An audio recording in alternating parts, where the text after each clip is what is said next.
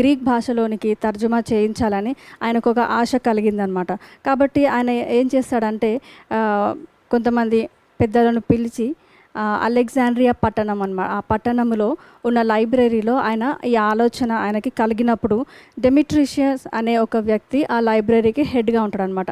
ఆయన ఏమంటాడంటే ఈ యూదులు చెరలో ఉన్నంత కాలము వాళ్ళు ఈ కార్యము ఎప్పటికీ జరగదు అని ఆయన రాజుతో చెప్పడం జరుగుతుంది. కాబట్టి ఆ రాజు ఏం చేశాడంటే బానిసలుగా ఉన్న యూదులను విడిపించి యెరూషలేముకి ప్రధాన యాజకుడైన ఎలియాజర్ అనే వ్యక్తికి కొన్ని బహుమతులను ఆయన పంపించడం జరుగుతుందన్నమాట.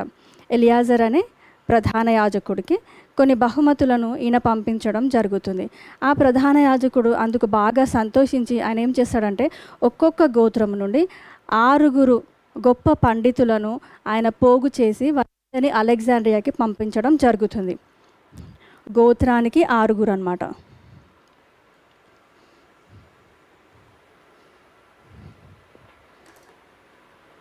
యెరూషలేముకి అప్పటి ప్రధాన యాజకుడైన ఎలియాజర్, ఈయన పండితులందరినీ కూడా అలెగ్జాండ్రియాకి పంపించడానికి ఒప్పుకుంటాడు. అలెగ్జాండ్రియా పట్టణానికి గోత్రానికి ఒక్క గోత్రంలో నుండి 6 పండితులను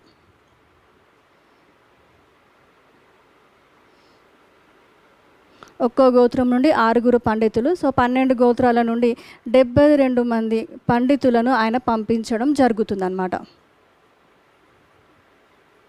ఈ 72నే సెప్టువజెంట్ అని అంటారు. కాబట్టి ఈ 72 మంది పండితులను ఆయన అలెగ్జాండ్రియా పట్టణానికి పంపించడం జరుగుతుంది. అప్పుడు అక్కడ ఉన్న రాజు టాలమీ టు ఫిలదెల్ఫియస్ ఆయన చాలా సంతోషపడి వీళ్ళందరినీ కూడా సత్కరిస్తాడనమాట. సత్కరించి ఒక్కొక్కరికి ఒక్కొక్క గది నిర్ణయించి వాళ్ళందరినీ ఆ గదులలోనికి ఆయన పంపించేస్తాడనమాట. వీళ్ళందరూ కలిసి 72 రోజులలో ఆ పాత నిబంధనని హీబ్రూ భాషలో ఉన్న పాత నిబంధనని వీళ్ళు గ్రీక్ భాషలోనికి తర్జుమా చేయడం జరుగుతుందన్నమాట. 72 రోజుల్లో వీళ్ళు మొత్తము ముగించి వేస్తారనమాట. తర్వాత ఇవన్నీ కూడా 72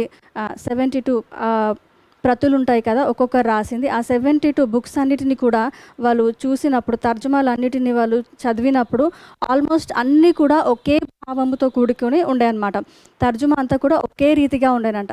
కాబట్టి దీన్ని బట్టి ఇది దైవావేశము వలన చేయబడిన కార్యము అని చెప్పి అక్కడ వాళ్ళందరూ దాన్ని సెప్టువజెంట్గా వారు తీసుకోవడం జరిగిందనమాట. ఇది ఈ సెప్టువజెంట్ గురించిన వృత్తాంతం. ఆ తర్వాత ఈ బైబిల్ అనేది గ్రీకు భాషలో, సెప్టువజెంట్ అనే బైబిల్ గ్రీకు భాషలో అది స్టార్ట్ అయింది. దాని జన్మస్థలం ఎక్కడుందంటే అలెగ్జాండ్రియా. ఇది ఐగుప్తు దేశంలో ఉందన్నమాట. ఈ ఐగుప్తు దేశం అందే కాకుండా పాలస్తీనా, ఆసియా అదంతా కూడా ఈ తర్జుమా వ్యాప్తి చెందిందంట. తర్వాత ఈ సెప్టువజెంట్ బైబిల్ వచ్చేసి ఫస్ట్ ఐగుప్తు నుండి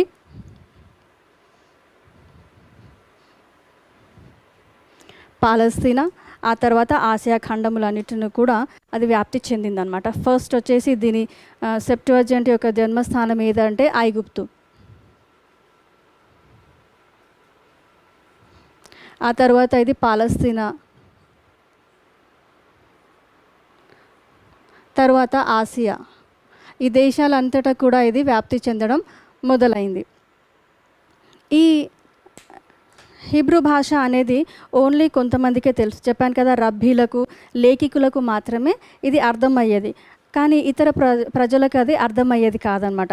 మన యేసుక్రీస్తు జీవించిన కాలంలో కూడా ఇది ఈ గ్రీక్ పాత నిబంధన ఉన్న ఆ గ్రీక్ ట్రాన్స్లేషన్ వచ్చేసి అది సెప్టువజెంట్ ట్రాన్స్లేషన్ అనమాట. అప్పుడు అరమేయిక్ అనే భాష వాళ్ళు వాడుకలో ఉండేది.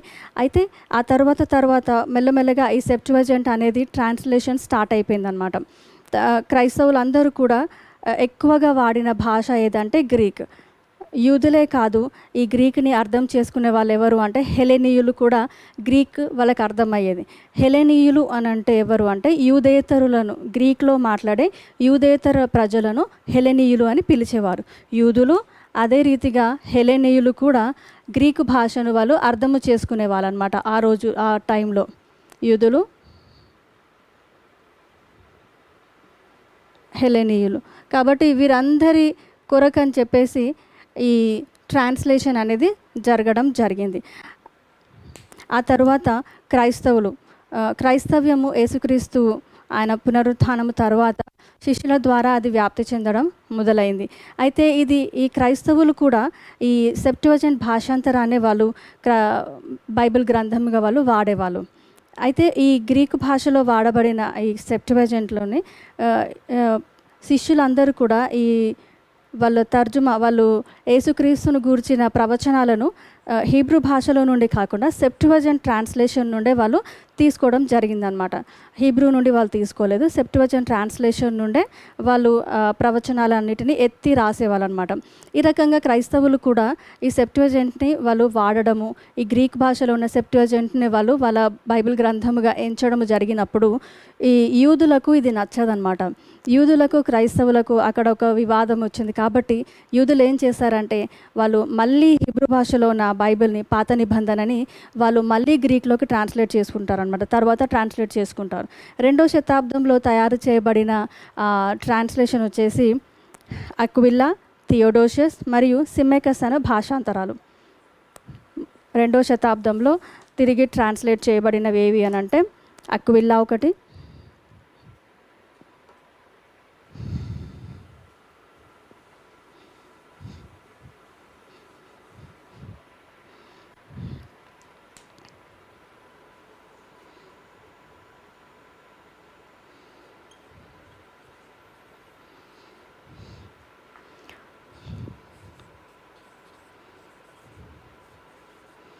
అక్విలా, థియోడోషన్.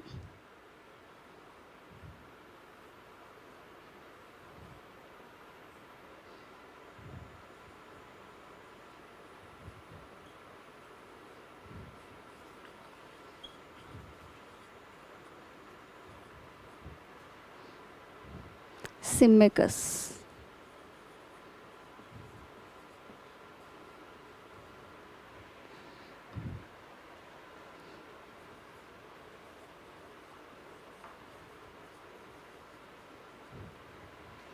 రెండవ శతాబ్దంలో భాషాంతరము చేయబడిన 3 భాషాంతరాలు ఏంటనంటే అక్విలా, థియోడోషన్, సిమెకస్. ఈ 3 కూడా ట్రాన్స్లేట్ చేయబడినవి అన్నమాట. మళ్ళీ నేను చెప్పాను కదా, యూదులు మళ్ళీ దాన్ని గ్రీక్లోకి ట్రాన్స్లేట్ చేసుకున్నారు. ఆ ట్రాన్స్లేట్ చేయబడినవి వాటి పేర్లు ఏంటంటే అక్విలా ఒకటి, థియోడోషన్ ఒకటి, సిమెకస్. ఆ తర్వాత 3వ శత ఆరంభంలో ఓరిగన్ అనే సంఘపితరుడు అప్పటి కాలం అందున్న 6 భాషాంతరములను ఒకటిగా చేసి దాన్ని హెక్సప్లా అనే పేరు దానికి పెట్టడం జరిగిందనమాట. ఓరిగన్ అనే పెద్ద ఆయన అనమాట, పితరుడు.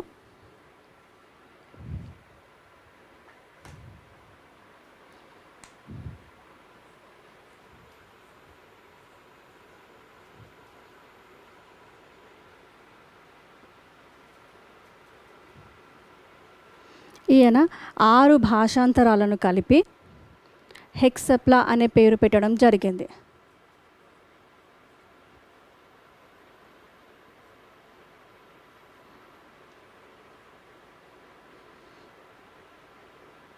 ఇది 3వ శత ఆరంభంలో జరిగిందనమాట. 3rd century స్టార్టింగ్లో.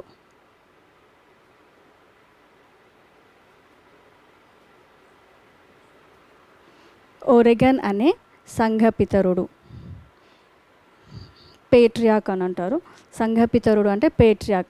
ఈయన 6 భాషాంతరాలను కలిపి హెక్సప్లా అనే ఒక పేరును దానికి పెట్టడం జరిగిందనమాట. ఒక తర్జుమానాన్ని తయారు చేయడం జరిగింది.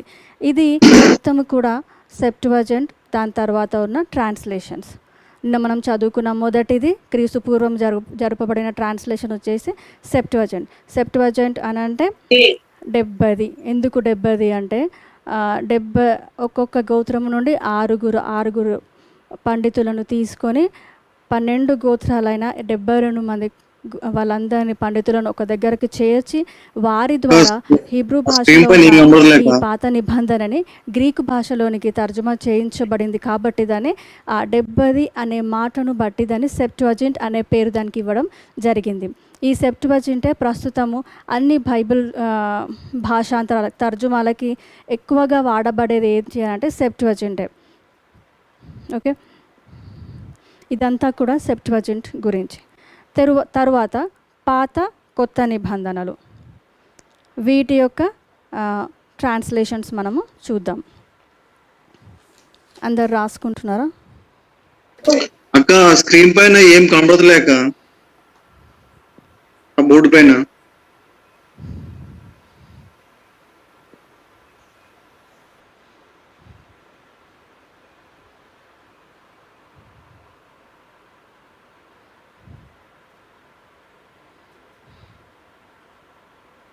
కనబడుతుంది అక్క, క్లియర్గా ఉంది అక్క. ఇప్పుడు క్లియర్ ఉంది అక్క.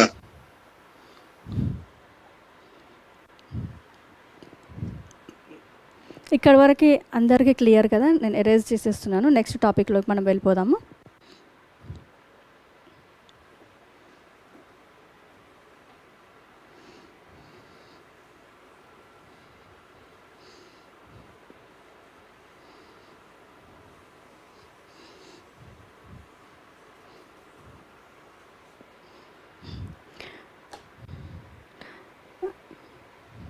ఓకే, పాత నిబంధన మరియు కొత్త నిబంధనలు.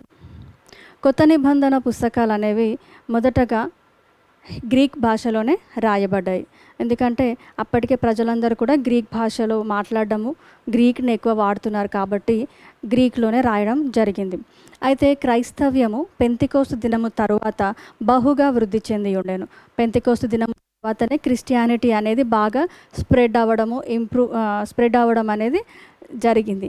అయితే యూరోప్ ఖండమునందును, చిన్న ఆసియా మరియు సిరియా నందు చర్చెస్ ఏర్పడ్డాయి. సంఘాలు, క్రైస్తవ సంఘాలు అనేవి ఏర్పడి ఉండేను. ఇక్కడ యూరోప్ ఖండమందును మొదట,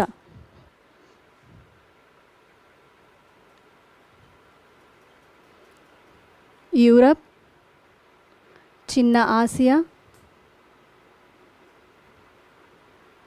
మరియు సిరియా,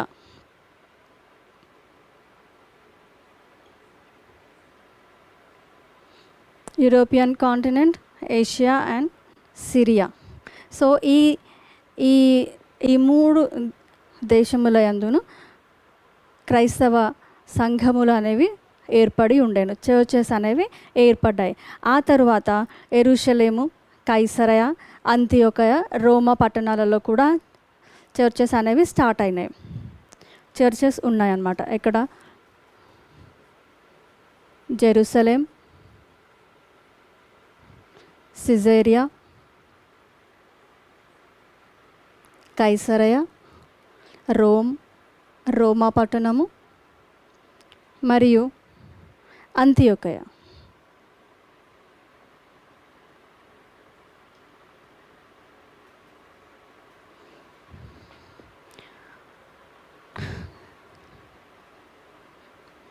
తెలుగులో కూడా రాస్తాను. యెరూషలేము, కైసరయ,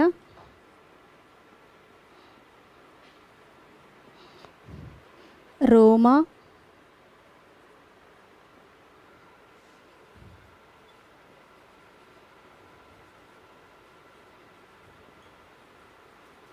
అంతియోకయ.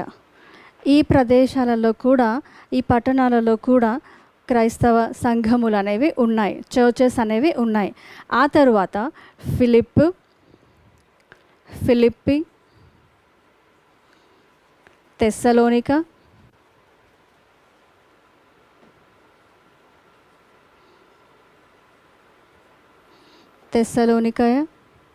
కొరింథీ,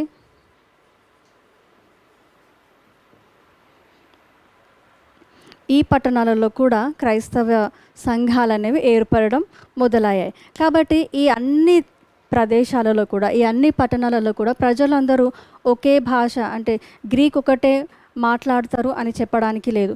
కాబట్టి ఈ అన్ని ప్రదేశాలలో అన్య లాంగ్వేజెస్, ఇతర భాషలు కూడా ప్రజలు మాట్లాడుతున్నారు. కాబట్టి బైబిల్ అంటే కొత్త నిబంధనని గ్రీకు నుండి వారి భాషలోనికి ట్రాన్స్లేట్ చేయాల్సిన అవసరత ఇక్కడ స్టార్ట్ అయిందనమాట. కాబట్టి వీళ్ళు కొత్త నిబంధనని మిగతా అన్ని భాషలోనికి తర్జుమా చేయడం అనేది స్టార్ట్ అయింది. అయితే ఈ క్రైస్తవ సంఘము మొదట ఫస్ట్ సెంచరీలో చర్చెస్ వచ్చేసి 2 భాగాలుగా ఉన్నాయన్నమాట. క్రైస్తవ సంఘం అనేది 2 భాగాలుగా ఉంది. ఒకటేమో తూర్పు సంఘము, తూర్పు దేశ సంఘము, రెండవది పశ్చిమ దేశ సంఘము. 2 సంఘాలుగా ఉండిందనమాట మొదట చర్చ్ ఫస్ట్ సెంచరీలో. ఇదంతా అందరు రాసుకున్నారు కదా? రాసుకుంటే థమ్స్అప్ చూపించండి. నేను ఎరేజ్ చేసేసి నెక్స్ట్ టాపిక్లో నేను రాస్తాను. అందరు రాసుకున్నట్టేనా?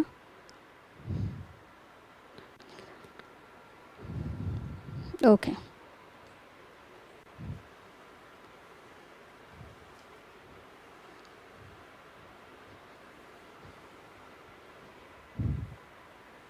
సో మొదటి శతాబ్దంలో సంఘము అనేది, క్రైస్తవ సంఘము అనేది 2 విభాగాలుగా ఉండిందనమాట.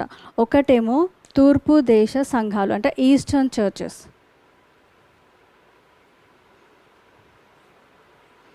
తూర్పు వీధి సంఘములు అనేవాళ్ళు. రెండవది పశ్చిమ దేశ సంఘాలు.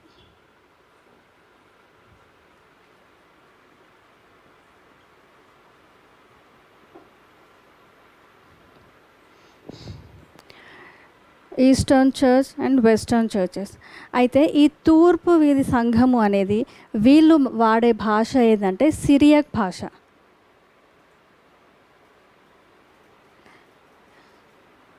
ఈ సంఘములన్నీ కూడా సిరియక్ భాషనే మాట్లాడేవన్నమాట, వాడుకలో ఉండేవి. ఆ తర్వాత పశ్చిమ దేశ సంఘములు వచ్చేసి వీళ్ళు లాటిన్ మాట్లాడేవాళ్ళు, లాటిన్ భాష. కాబట్టి ఇప్పుడు ఈ 2 సంఘాలకు కూడా వీళ్ళు వెళ్ళి హీబ్రూ భాషలో చెప్పినట్లయితే వాళ్ళకు అర్థము కాదు.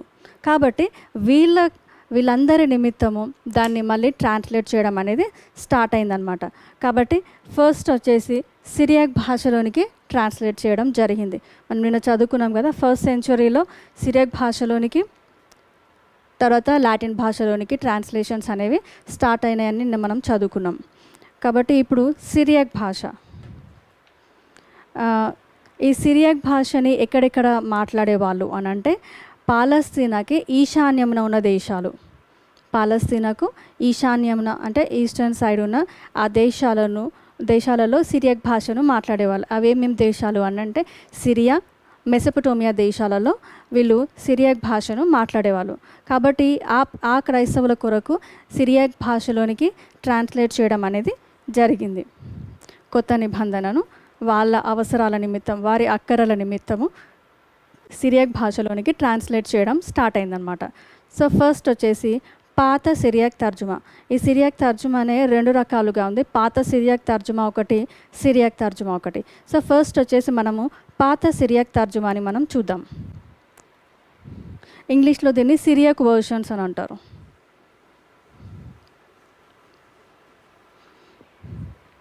సిరియక్ భాష ఏ దేశాలలో మాట్లాడే వాళ్ళని చెప్పాను, ఎవరైనా చెప్తారా?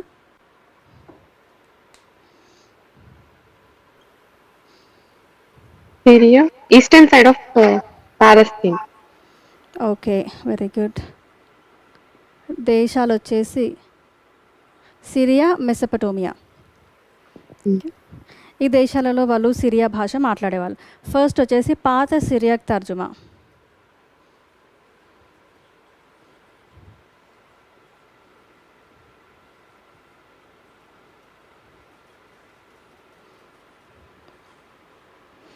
దీన్ని ఓల్డ్ సిరియక్ వర్షన్ అని అంటారు. Old సిరియక్ version.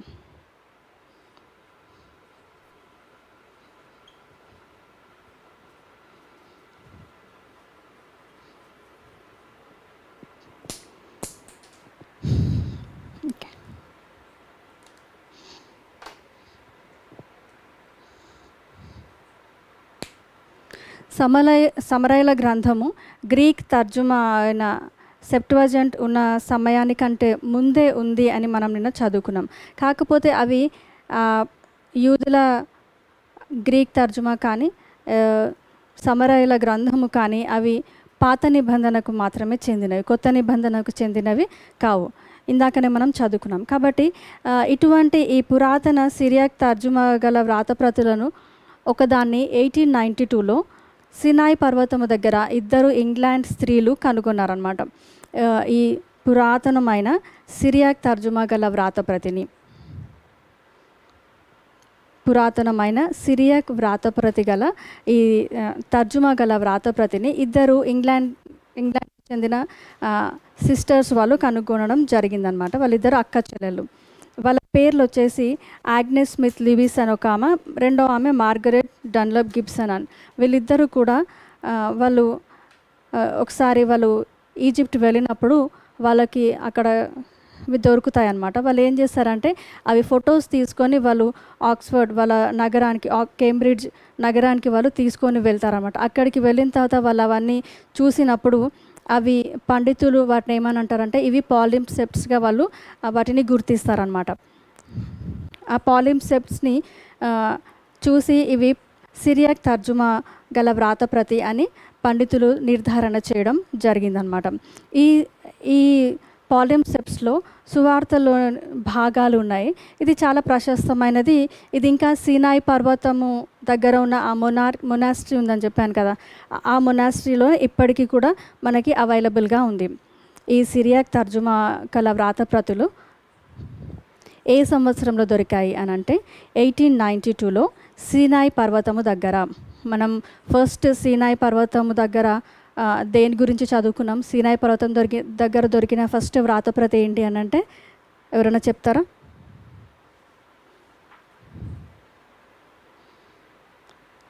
సీనాయి పర్వతము దగ్గర దొరికిన మొదటి వ్రాతప్రతి ఎవరికైనా గుర్తుందా?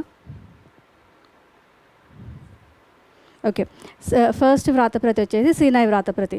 ఇది సీనాయి పర్వతము దగ్గర ఉన్న సెయింట్ క్యాథరిన్ మొనాస్ట్రీలో దొరికింది అని మనం చదువుకున్నాం కదా. అదే సీనాయి పర్వతం దగ్గరికి ఈ ఇద్దరు ఇంగ్లాండ్ స్త్రీలు వెళ్ళారనమాట. అక్కడికి వెళ్ళినప్పుడు వీళ్ళకి కొన్ని వ్రాతప్రతులు దొరుకుతాయి అన్నమాట. ఇది ఏ సంవత్సరంలో దొరికింది వాళ్ళకు అని అంటే 1892 సంవత్సరం, 1892 సంవత్సరంలో వీళ్ళు సీనాయి పర్వతము దగ్గరికి వెళ్ళినప్పుడు వాళ్ళకి కొన్ని వ్రాతప్రతులు అక్కడ వాళ్ళకి దొరుకుతాయి అన్నమాట. అదే ప్లేస్లో టీ షెండాఫ్ కూడా ఆయన కొన్ని వ్రాతప్రతులను ఆయన కనుగొనడం జరిగింది. అదే మనం సీనాయి వ్రాతప్రతి అని అన్నాము.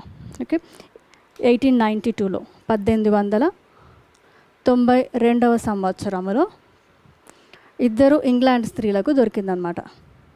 ఇంగ్లాండ్కి చెందిన స్త్రీలు ఇద్దరు, వాళ్ళిద్దరు కూడా ట్విన్స్ అన్నమాట. వాళ్ళ పేర్లు వచ్చేసి Agnes Smith Levi's,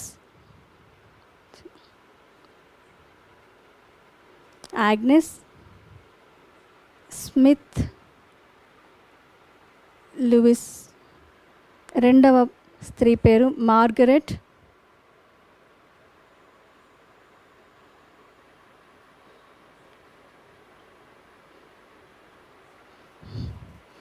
Dunlop Gibson అన్నమాట.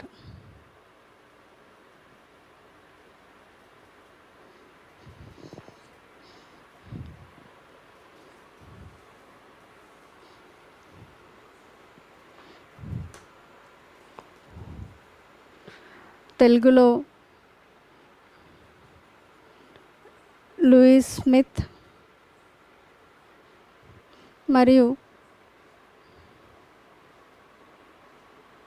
గిబ్సన్ స్మిత్ అని పిలుస్తారన్నమాట వీళ్ళని. So Agnes Smith Lewis, Margaret Dunlop Gibson వీళ్ళిద్దరు కూడా ట్విన్స్ అన్నమాట. వీళ్ళిద్దరూ ఇంగ్లాండ్ దేశం నుండి వీళ్ళు సినాయి పర్వతం దగ్గరికి వెళ్ళినప్పుడు వీళ్ళకి కొన్ని వ్రాతప్రతులు దొరుకుతాయి. ఆ వ్రాతప్రతులను వీళ్ళు ఏం చేస్తారంటే వాళ్ళు ఫొటోస్ తీసుకొని వాళ్ళ దేశమైన కేంబ్రిడ్జ్ అనే పట్టణానికి వాళ్ళు తిరిగి వచ్చేస్తారు. ఆ తిరిగి వచ్చిన తర్వాత అక్కడ కొంతమంది పండితులకు వీళ్ళు చూపించినప్పుడు వాళ్ళు ఆ ఫొటోస్ చూసి వాళ్ళు ఏమంటారు అని అంటే ఇవి పాలింసెప్ట్స్గా గుర్తించారు. పాలింసెప్ట్స్ అని అంటే ఏంటి అని అంటే మీకు తెలుసు కదా, ఎవరైనా చెప్తారా? పాలింసెప్ట్స్ అంటే ఎవరికైనా గుర్తుందా? మనం లాస్ట్ లెసన్లో చదువుకున్నాం.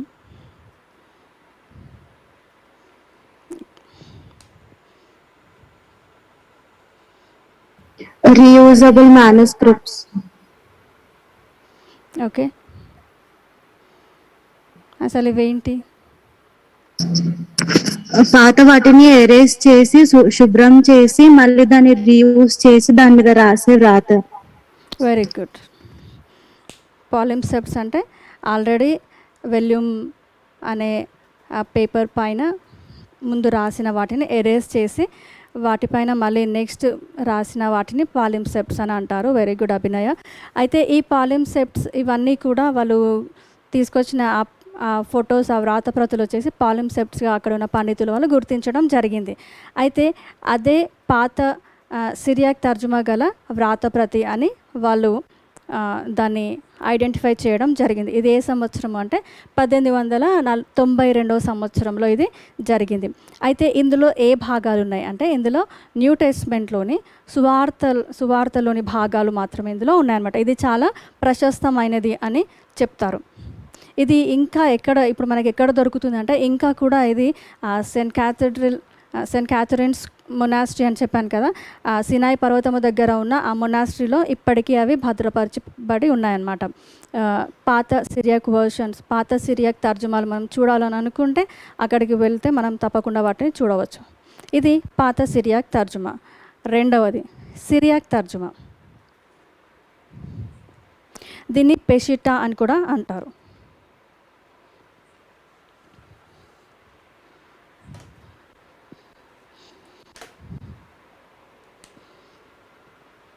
The number 1 old Syriac version. రెండవది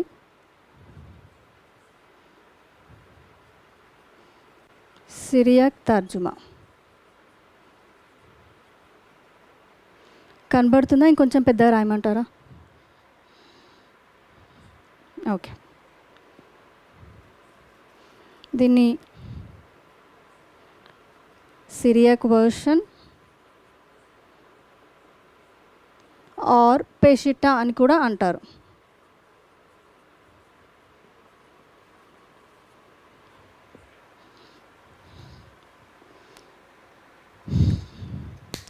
క్రీస్తు తరువాత 200 సంవత్సరాల తరువాత ఈ తర్జుమా అనేది పూర్తి అయినట్లు తెలుపబడుతుందన్నమాట. క్రీస్తు శకము 200 సంవత్సరాల టైంలో ఈ తర్జుమా అనేది కంప్లీట్ అయినట్టు తెలియబడుతుంది. ఈ సిరియాక్ తర్జుమా చాలా ముఖ్యమైనది. దీంట్లో వచ్చేసి ఏమేం భాషల్లోనికి ఉన్నాయి అని అంటే దీంట్లో అరబిక్, పర్షియన్, అర్మేనియన్ భాషల్లోనికి బైబిల్ అనేది తర్జుమా చేయబడింది. దీని నుండి ఈ సిరియాక్ తర్జుమా నుండి 3 లాంగ్వేజెస్లోనికి బైబిల్ అనేది తర్జుమా చేయబడింది అన్నమాట. సిరియాక్ తర్జుమా నుండి అరబిక్ ఒకటి,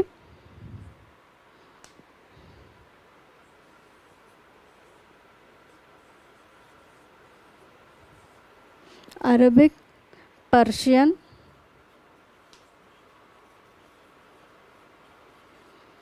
మరియు అర్మేనియన్ భాష కింద రాసిస్తాం.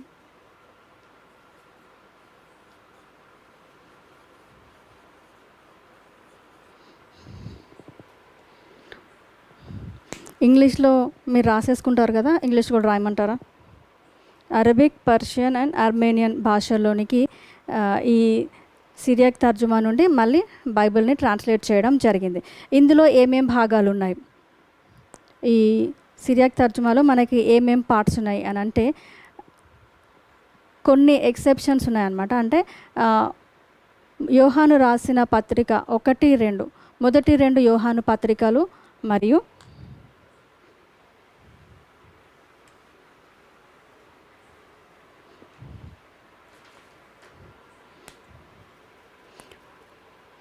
మొదటి 2 యోహాను పత్రికలు, 1 జాన్, 2 జాన్, తర్వాత పేతురు రాసిన 2వ పత్రిక 2 పీటర్, తర్వాత యూదా రాసిన పత్రిక జూడ్, తర్వాత ప్రకటన గ్రంథము.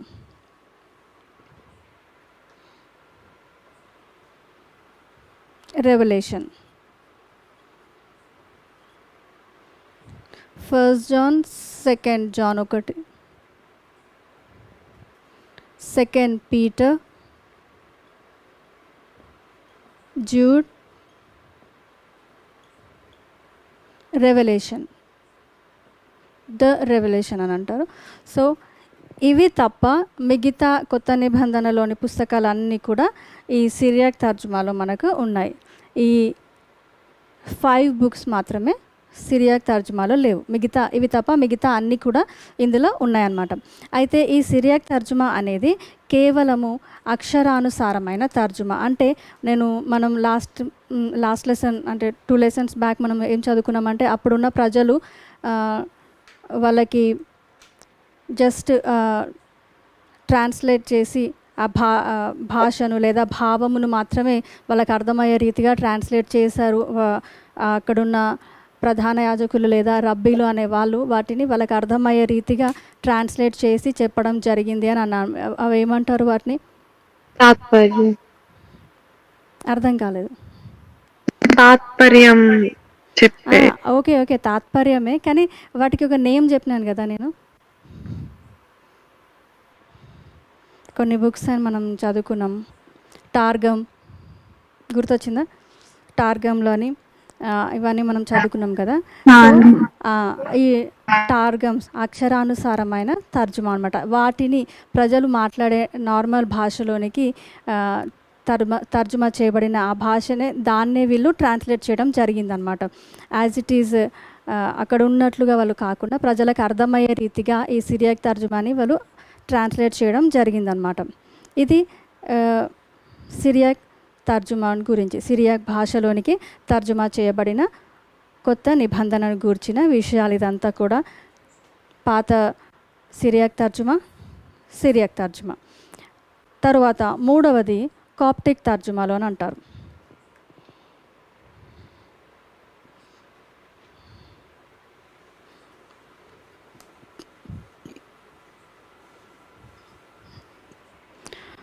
నేను క్వశ్చన్స్ అడగట్లేను, అందరూ అన్నీ మర్చిపోతున్నారు కదా. నెక్స్ట్ మూడవది కాప్టిక్ తర్జుమా.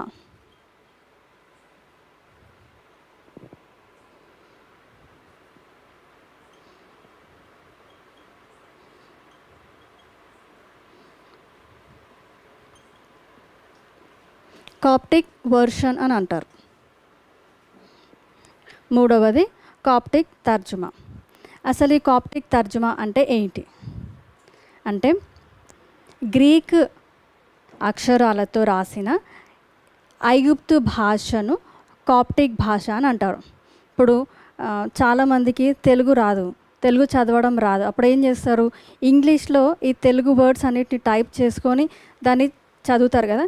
అదే రీతిగా గ్రీకు అక్షరాలతో రాసిన ఐగుప్తు భాషను కాప్టిక్ భాష అని అంటారు. ఇప్పుడు అందరికీ క్లియర్ అయింది కదా, అర్థమైంది కదా. సో ఈ కాప్టిక్ భాష ఎందుకు రాశారు అని అంటే క్రీస్తు శకం అంటే 1వ శతాబ్ద ఆరంభంలో చాలామంది యూదులు లేదా గ్రీక్ మాట్లాడే వాళ్ళందరూ కూడా ఐగుప్తు దేశానికి వలస వెళ్ళిపోయారనమాట. సో వాళ్ళు అక్కడ ఐగుప్తు దేశంలో వాళ్ళు ఉన్నందుకు వాళ్ళకి బైబిల్ అవసరత వీళ్ళందరూ కూడా బైబిల్ చాలా నాలెడ్జ్ ఉందన్నమాట. సో వీళ్ళందరి కోసం అని చెప్పేసి వీళ్ళు ఆ ఐగుప్తులో ఉన్నప్పుడు అక్కడ వాళ్ళకి చదువుకోవాలని అన్నప్పుడు వాళ్ళు ఏం చేశారంటే అక్కడి ప్రజలకు కూడా మెల్లిగా ఈ బైబిల్ని వాళ్ళు తెలపడం జరిగింది. సో వాళ్ళకు అర్థం కావాలని చెప్పేసి ఈ గ్రీక్ లెటర్స్తోని, గ్రీక్ అక్షరాలతోని ఈ ఐగుప్తు భాషలోనికి బైబిల్ని తర్జుమా చేయడం జరిగిందనమాట. ఈ రకంగా బైబిల్ అనేది మళ్ళీ ఐగుప్తు దేశానికి కూడా వెళ్ళిపోయిందనమాట. ఇది కాప్టిక్ భాష. ఇది ఏ సంవత్సరంలో ఈ తర్జుమా చేయబడింది అంటే క్రీస్తు శకము 250 సంవత్సరం అనమాట. క్రీస్తు శకము 250కి పూర్వమే జరిగిందనమాట ఇదంతా. ఇది కాప్టిక్ వర్షన్, కాప్టిక్ తర్జుమా గురించి. సో నేను ఇక్కడికి ఈరోజు నేను ఎండ్ చేసేస్తున్నాను. మిగతావి ఇథియోపియా గోతిక్ వర్షన్, ఇథియోపిక్ వర్షన్, ఆ తర్వాత లాటిన్ భాషలోనే తర్జుమాలు, ఇవన్నీ కూడా నేను రేపు కంటిన్యూ చేస్తాను, ఎందుకంటే టైం సరిపోదు. మనకున్న ఈ టైంని మనం ఏం చేద్దామంటే క్వశ్చన్స్ డిస్కస్ చేద్దాం. అంటే పేరు పెట్టి నేనేం పిలవను, తెలిసిన వాళ్ళు మీరు ఆన్సర్స్ చేయండి, ఏం భయపడకండి, నేనేం అనను, ఓకే, ఎందుకు క్వశ్చన్స్ అని నేను అంటున్నానంటే ఈ క్వశ్చన్స్ అడగడం వల్ల మీకు కూడా కొంచెం అంటే ఆ క్వశ్చన్కి నేను ఆన్సర్ చేయాలన్న ఒక ఉత్సాహంతో బాగా ప్రిపేర్ అవుతారు, లేదా ఇప్పటిదాకా రాసుకున్న నోట్స్ని ఒకసారి మళ్ళీ మీరు చెక్ చేసుకోవడానికి అవకాశం ఉంటుంది. ఓకే, ఫస్ట్ క్వశ్చన్ వచ్చేసి సమరయుల పుస్తక పంచకమందు సమారిటన్ పెంటాటక్లో ఏ ఏ గ్రంథాలు ఉన్నాయి? మళ్ళీ ఒకసారి అడుగుతాను. మోషే రాసిన 5 గ్రంథాలు. Very good. ఎవరు బ్రదర్? నెహెమ్యా brother. Okay brother. Next question, second question, సమరయులు ఎవరు? సమారిటన్స్ అనేవాళ్ళు ఎవరు? ఇశ్రాయేలు 10 గోత్రికులు యూదా గోత్రికుల్లో ఉండేవారు. Okay, very good. Okay, next question,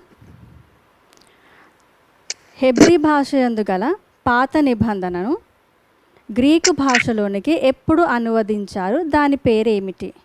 Hebrew భాషలో ఉన్న పాత నిబంధనను గ్రీకు భాషలోనికి ఎప్పుడు అనువదించారు? దాని పేరేమిటి?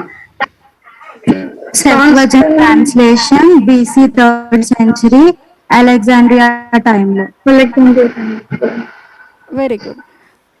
క్రీస్తు పూర్వము 3వ శతాబ్దములో అలెగ్జాండ్రియా అనే పట్టణములో అనువదించబడింది. దాని పేరు వచ్చేసి సెప్ట్వజింట్. Very good. ఏ శతాబ్దంలో బైబిల్ గ్రంథము లాటిన్ సిరియాక్ భాషలోనికి తర్జుమా చేయబడింది? 2వ శతాబ్దం. 2వ శతాబ్దం. Very good. తర్వాత గుటెన్బర్గ్ బైబిల్ ఎప్పుడు ముద్రించబడింది? 15th century. Very good. పశ్చిమ దేశాలకు గ్రీకు భాష అందున్న బైబిల్ ఎలా కొనిపోబడేను?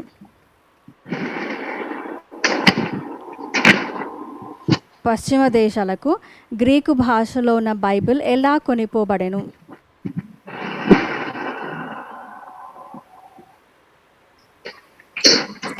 పండితులు who are like కాన్స్టాంటినోపుల్ కి ఎవరైతే సంబంధించిన వాళ్ళు ఉంటారో వాళ్ళ ద్వారా అది తీసుకెళ్ళబడింది.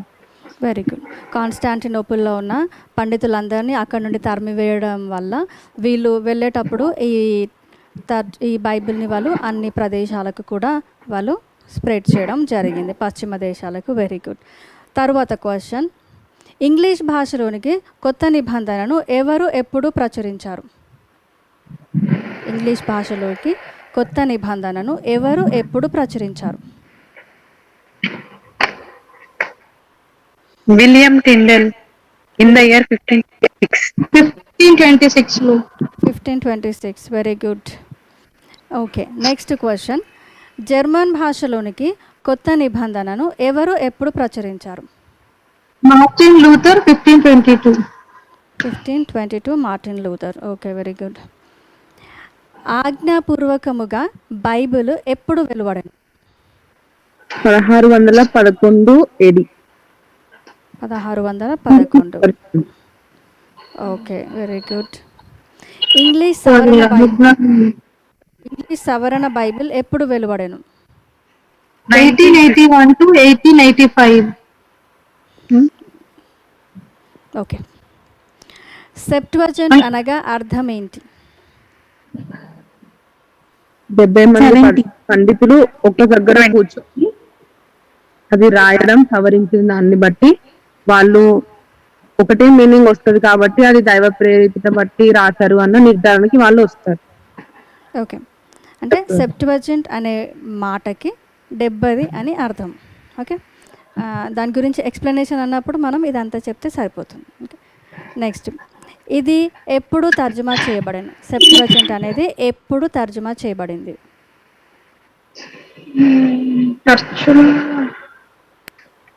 BC 285 to B 247 BC. Very good. అంతే. ఓకే, ఈరోజుకి మన టైం అయిపోయింది. రేపు మళ్ళీ మనం 8 o'clockకి కలుసుకుందాం, 8 to 9. లాస్ట్ ఒక క్వశ్చన్ అడగాలనుకుంటున్నాను, ఎవరు చెప్తారు? సెయింట్ క్యాథరిన్స్ మొనాస్ట్రీలో 2 వ్రాతప్రతులు మనకు దొరికాయి, అవేంటి?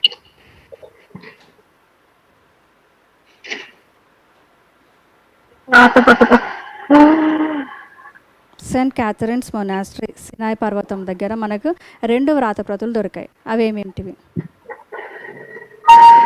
సిస్టర్ ఒకటి క్రియా రాతప్రతి, సువార్త ఒకటి పాత భాగాలు, క్రియా రాతప్రతి. మళ్ళీ ఒకసారి చెప్పరా? ఒకటి సిరియా రాతప్రతి సిస్టర్, అవును brother. రెండవది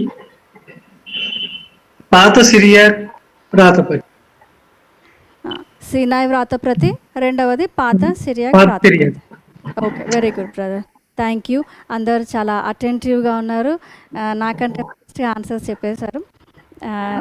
సో మనం ఈ సెర్మన్ ఇక్కడికి ఎండ్ చేసేసుకుందాం. తిరిగి మళ్ళీ రేపు ఈవినింగ్ 8 o'clock మళ్ళీ మనం కలుసుకుందాము. అంతవరకు ఇది ఇక్కడికి ఎండ్ చేసేద్దాము, ప్రార్థన చేసుకొని ముగించేద్దాం. అందరి కళ్ళు మూసుకున్నట్లయితే ప్రార్థన చేద్దాం.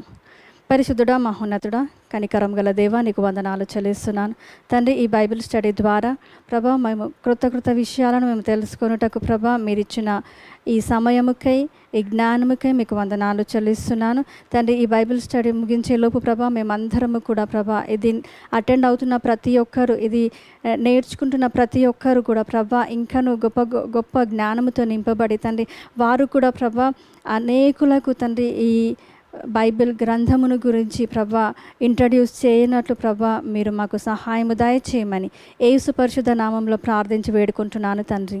ఆమేన్.